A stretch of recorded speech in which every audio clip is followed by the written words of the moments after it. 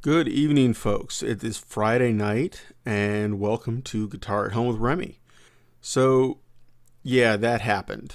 I've been looking for something different. I love the Helix, but I like the Helix the best going through a regular amp, or with a regular cabinet. And when I go and run through the power section of the Micro Dark, sounds awesome. I love it. I regularly use the Helix 4 cable to the Micro Dark and enjoy that. But I was looking for something that could either stand on its own or go through with the Helix. So Fender very nicely has updated their tube selection for amps recently. And I'm betting there's more on the way.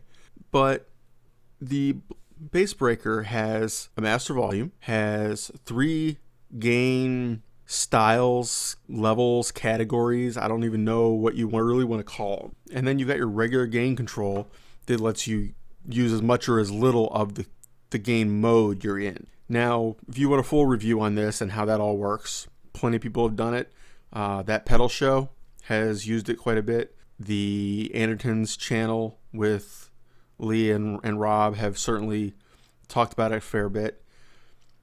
But don't mistake this for an old school amp. This is modern technology mixed with old school. There's a direct out. There is an effects loop. There is cab emulation for the direct out. The volume is very dynamic. You can turn it way down, way up. You can basically cleanly go from can't hear it to oh my God, my ears are hurting. Now, here's where it gets cool. The oh my God, my ears are hurting was at 80% on mode 3, gain mode 3, which is the high gain, basically maxed out. I mean, you're really using these EL84s, and it was still decent. We're not talking 100-watt Marshall with a 4x12, blow you away. You feel like you're going to die if you're standing right there. Either die or have an orgasm, right? So, to me, and this is what I was worried about and why I went and tried this today and ended up taking it home, the question has always been, is it livable as a true home, maybe bedroom, not really, but kinda amp? And by home, I mean, could somebody who lives in an apartment, a condo, a duplex, a townhouse, where you've really got to care about how much noise you're making for any length of time, could they live with this? Could they take advantage of what Fender has put out and not have to go to something either much smaller or a solid state amp where you can really turn down the master volume? Did it sound decent? Did it have the volume control and ability there? And the answer seems to be very much yes. Even without killing your tone, you can really turn that down. Now, gain mode 3, you can only turn it down so far. It starts to get kind of thin if you go too far. But you can still, that'd be fine in the house. That'd be fine in a duplex even. I mean, don't aim it at your neighbor's wall, and don't play it at 2 in the morning. But at a reasonable hour, not aimed directly at your neighbor's, kid's wall, when their infant is trying to sleep, you're fine. We're talking 70 dBs, 75 dBs at 5 feet, 4 feet. So not bad.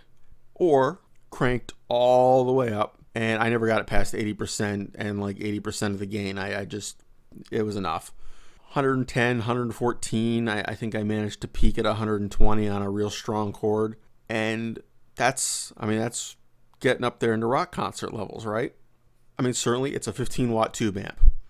It's not a super loud 15-watt tube amp. But the whole point here is, yes, this is 100% livable at home. If you want a tube amp at home and you're skeptical about the 7-watt, you want that effects loop, you want a 1x12 cabinet, but you want the combo, not to do the head with your own cab, yeah, I think we're good. You turn it down to the first gain stage, and you can run cranked up. You can turn that gain control up and get a little crunch, not much, but some if you want. But you've got lots of headroom there with it not turned up, with just the master volume cranked, to really get a good sound as a pedal platform, as a nice clean, just playing along and chilling. Second mode, you've got much faster crunch. It's much more available quickly, but there's still plenty of headroom. You certainly could keep it relatively clean and only hit that when you really smack it. If you're running humbuckers, the second stage, I think you're probably going to notice the crunch real quick. If not, you're probably in the wrong mode. You probably want to actually go down a mode and turn up the gain if you've got it that quiet for the gain, I mean. I compared this to the Tweed Blues Junior, the 1x12 Tweed Blues Junior, also 15 watts, similar kind of output, but different style. For that, you have two channels. There's a fat and a regular, a gain knob, which they call volume knob, and a master volume. And I mean, maybe theoretically that's a volume knob, but to me, the way it seems to work is very much it's gain. And, or if you want to call it drive, it's how much oomph you're putting behind the preamp. And I really liked it. I really had a hard time picking between these, and I may swap, or I may go back and buy the other one and keep both. But I thought it was interesting. As people know, I can play very loud at home if I choose, but I don't choose normally. And I'm planning for the future where I won't have this scenario, and I need to have good output, good quality, good feel at more moderate volumes. And I think either will work. I had no problem turning the Blues Junior up to a reasonable volume, and you can hit that fat switch, and yeah, it's a little louder, but you've got that under control, and adjust your gain feel right there on the drive knob, the volume knob they call it. And the only thing I had trouble with was if you've got humbuckers in there and you have the fat button in and you've got the gain up, you can do some clipping in there. You can max it out and blow through your headroom there for the volume and get serious compression. Now you might want that. That's the thing. That's quite the thing. Not my thing, but you can do it. But otherwise, a good selection of Fender Tweed kind of sounds seem to be on tap at sub 100 dB volumes. I was trying to keep it around 85 or so, peaking around 90. Certainly you could go higher, you could go a little lower.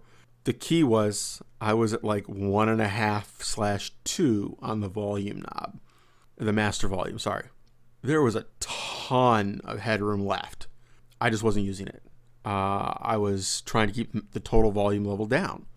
I think the Tweed probably has more headroom clean than the Bassbreaker. Now, I haven't tested that. That might be something I have to go, buy it, bring it home, try that out. But that's my impression, is that there's more there clean than the Bassbreaker.